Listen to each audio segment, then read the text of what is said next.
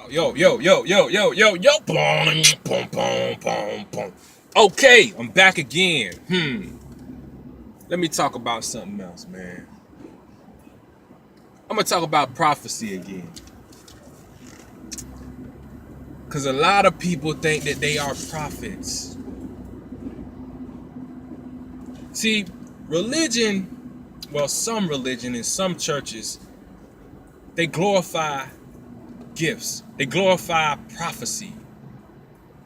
They take out a special moment in the service where they just prophesy to people, lay hands on people, and people be shouting, people be crying, people be falling out, people be getting pushed down, people be talking in tongues. It's a moment in which everybody sees it as God is moving.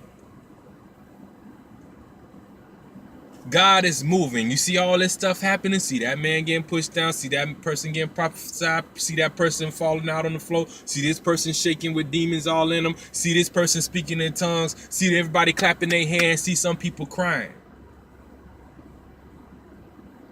But church and religion has made it so that the prophets get glorified.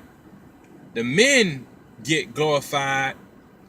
And the power of God or the anointing of God can only fall when we make it fall.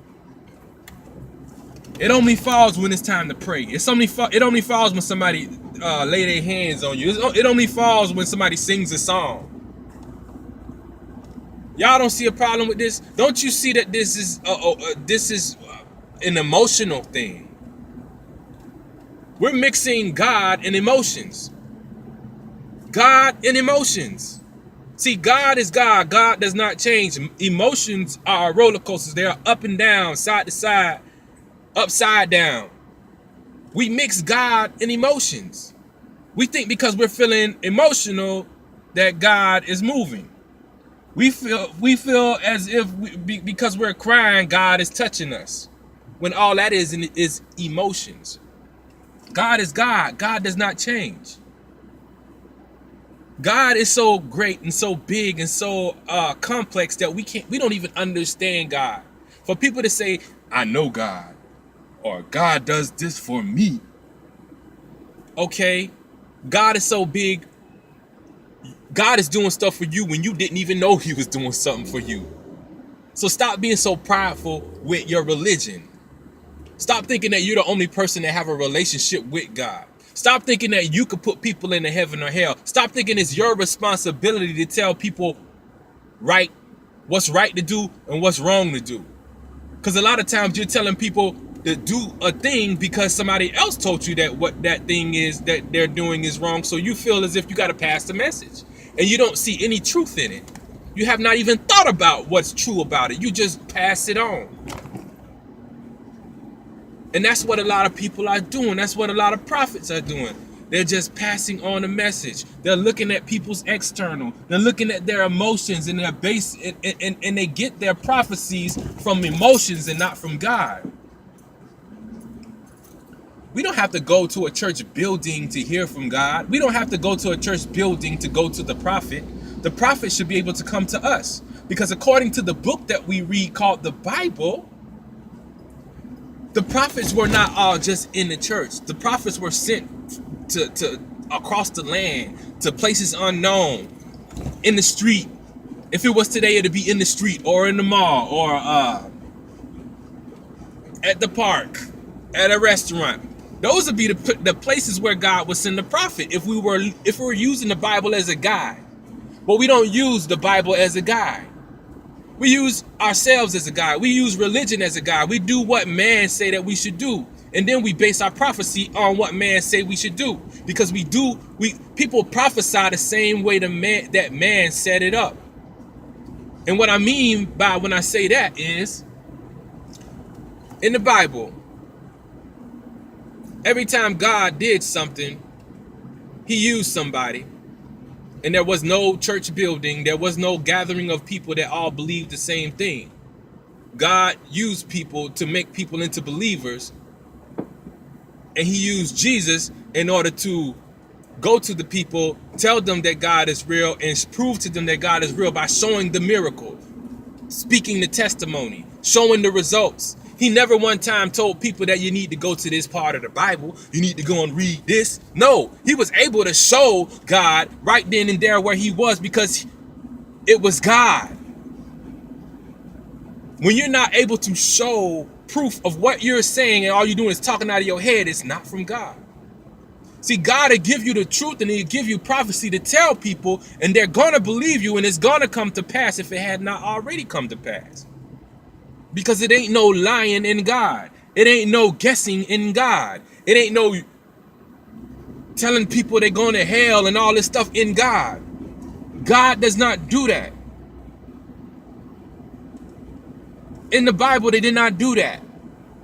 In the Bible, they cast out demons. In the Bible, they set people free. In the Bible, they prayed for people. In the Bible, they made people into believers. It wasn't trying to prove anything. It wasn't trying to hurt nobody's feeling. It wasn't going off of emotions. Oh, I'm feeling bad today, so I'm going to go to the person that I can't stand and tell them that they need to straighten up their life because God is going to send them to hell and they're going to see hell. What? You are doing the devil's work, my child. You are doing the devil's work. I'm telling you. Don't let religion cause you to do devil's work. And a lot of people out there is doing the devil's work. You're still broken. You're still emotional. You're still hurt. And you have not forgiven. You have not forgiven anyone. You say that you saved, but saved from what? You say that you repented, but repented from what? You say that you delivered, but delivered from what? What are you delivered from? How have you repented? How have you given your burdens to God and you still carrying it around on your own shoulders and it's showing? How are you still angry with people? That is not from God. That's the devil, girl. Boy. But for real. And I may laugh when I'm saying this, and I might speak with the authority or with conviction, because I'm convicted and I'm convinced that God will not give you a thing that is not true. God will not give you a thing to give to someone else to hurt them. Why would God do that? Why would God use you for evil? God does not use us for evil. And emotions. When someone tells you something or gives you a suggestion that's against what you were already doing, an emotional person will take that as a threat, or as you don't never want to listen to what I have to say. But how about your whole way of believing that everybody has to listen to what you have to say is the reason why you're hurt, is the reason why you can't get along with people, is the reason why you have something negative to say about everybody you ever come in contact in your life, including your mama and your daddy. Everybody is your enemy. Everybody did you wrong. Everybody was not who God was supposed to have in my life. It's time for you to realize that you are operating out of emotion, and you need to stop being emotional. Stop being emotional. If you call yourself a Christian, an evangelist, or whatever the word you want to call it, how are you going to tell people to follow Christ or believe in God if you're not able to forgive? How can you teach a person to forgive if you have not learned that yourself? How could you teach a person to love if you don't love your own self, if you don't love people? If there's a person in this world that you had a difference with, and you were not able to compromise or get along with that person, and you cannot talk to that person, or you cannot at least speak to that person because you're just that angry with that person, then you need to be delivered from that angry spirit. It's anger. It's a grudge. That's what repenting and that's what coming to God with all of your burdens is you letting all of that go and you becoming a new person. A new person that's able to walk around and be happy. A new person that's able to forget about all the things that hurt you and remember all the things that made you better. Remember all the things that were for you. Being thankful for what you have. Being thankful for what you're about to receive. But your emotions cause you to go down a different road.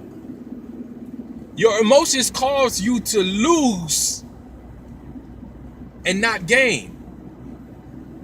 Your emotions will cause you to go down a road that God did not intend you to go down. And yes, we may go down roads and achieve things. We may see flowers down those roads, but that does not necessarily mean that that's the road that God sent you to go down. But hey, it is what it is. We are creators of our own paths. We decide what direction we go. Whether you go right or left will determine you'll have two different outcomes. If you go left, you'll have one outcome. You go right, you'll have one outcome. Both outcomes might be good. Or one outcome might be bad and the other be good. But you are the controller of most of the things that happen to you. But it's a lot of false prophets out there. And if you say that you're a prophet, I advise you to not let your emotions cause you to start doing and saying things. If you're a prophet sent from God, then let God send you and not let man send you. Just because they told you in church that you're going to prophesy, you're going to preach, you're going to do all this, don't mean that you need to go out tomorrow and start preaching and prophesying. Or you're going to help people. Hey, you can't help nobody until you first help yourself. You can't teach nobody until you've become educated. You can't walk in love and teach love if you don't know what love is. You don't even know what love look like. But I'm wrong? Am I wrong? If I'm wrong, just leave a comment below and let me know if I'm wrong with anything that I'm saying.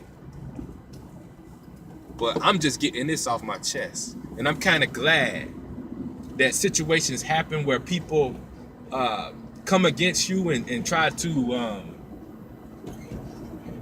lash out at you because they're angry that things did not go their way, all because of a choice that they made. You know what I'm saying? People will do that. People will lash out because they're not happy with their life. Because if they were happy, they wouldn't be thinking about lashing out. Why would, if you're content with your life and you're happy, why would I even worry about lashing out at you? If I'm eating, why would I worry about, if I'm happy, why would I be worrying about you? If I'm happily married, why would I be worrying about you in your life? Why would I be worrying about my ex? But I'm going off topic with that though. But on the real, I'm out of here. Bum.